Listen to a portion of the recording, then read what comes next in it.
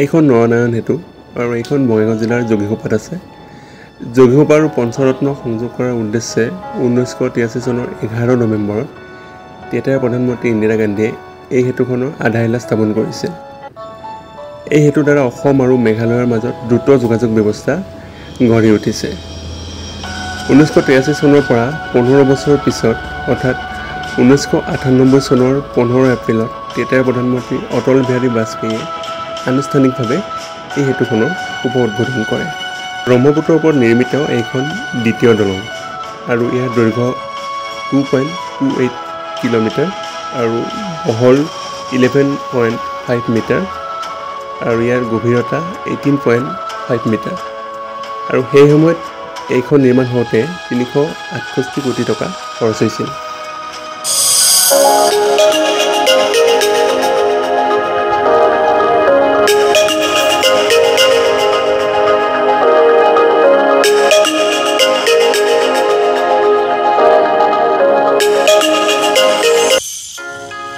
এইখন বাঢ়ৈ নাৰ্চাৰী আৰু এইখন গোৱালপাৰা পঞ্চৰত্নৰ 37 নম্বৰ নেশ্যনেল হাইৱেৰ কাষতে আছে।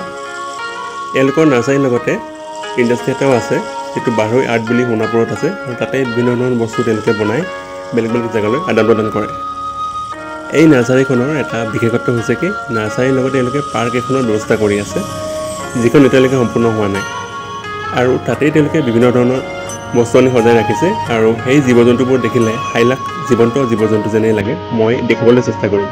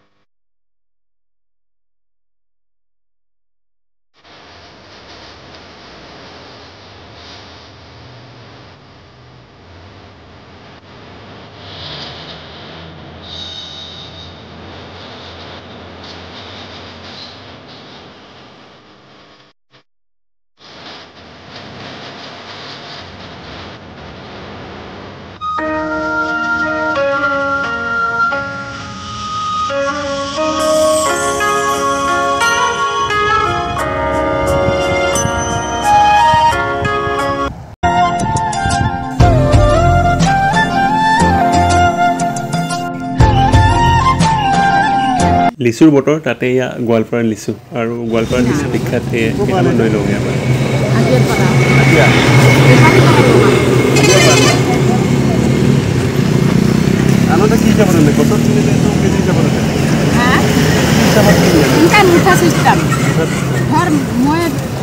কিবা লৈছোঁ 60 টকা লৈছোঁ, কিনা আছে 60 টকা, 70 টকা খুজিলোঁ, 10 টকা থাকিব আৰু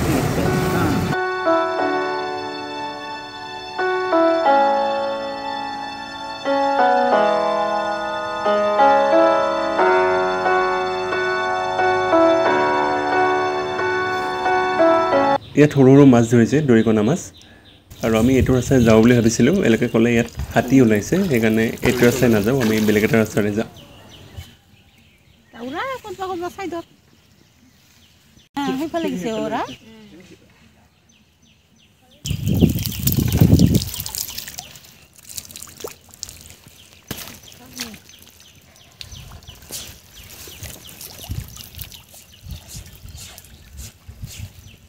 অভটনি পথত এয়া চলন্তাপাৰাৰ তামৰঙা বিলৰ মাছ ল'ব ওলাইছোঁ আৰু বঙাইগাঁৱত তামৰঙা বিলৰ মাছ বিখ্যাত ৰাতিপুৱাতে বঙাইগাঁও বজাৰলৈ গুচি যায় আৰু আজি এইখন বজাৰত অলপমান পাই আমি লৈ যাম বুলি ভাবিছোঁ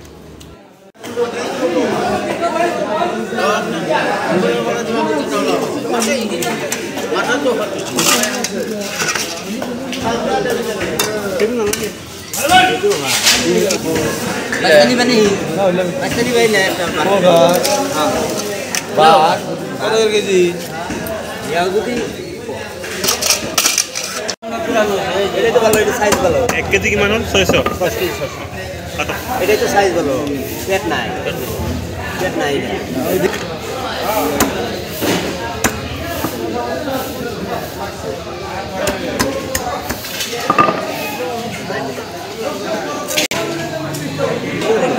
বিলৰ তামৰঙা এটা বামি মাছ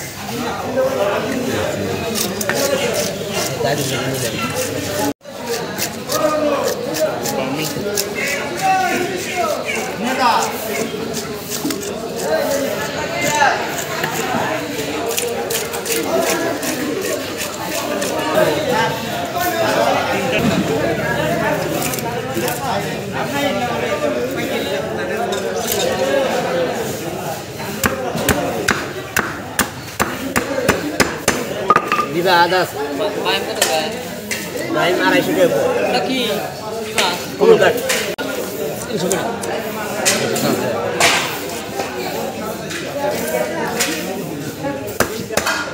ও আর এদিকে 80 টাকা